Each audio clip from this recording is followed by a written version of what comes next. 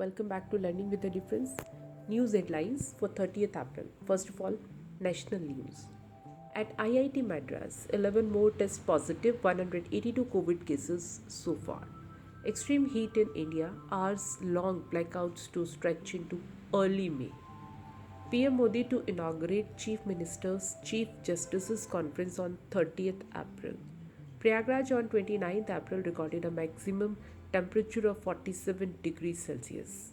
Second hottest April in 72 years in Delhi, recorded heat wave in India.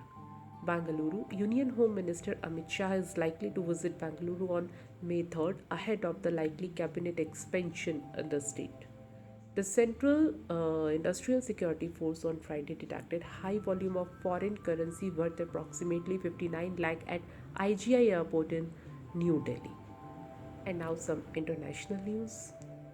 Around 5 million honeybees, which were said to be shipped to Alaska from the United States, died after they were left on a hot tarmac in Atlanta. No electricity for 18 hours in parts of Pakistan amid worsening heat wave.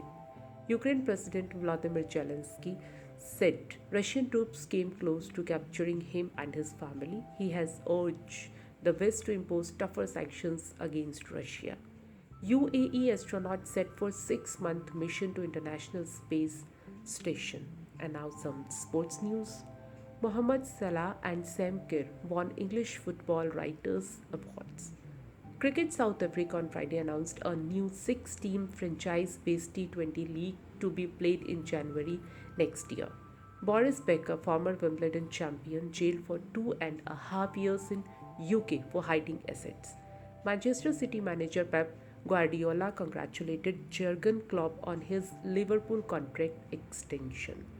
British tycoon Jim Ratcliffe made $5.3 billion bid for Chelsea. And that's all in news. Thank you to all of you.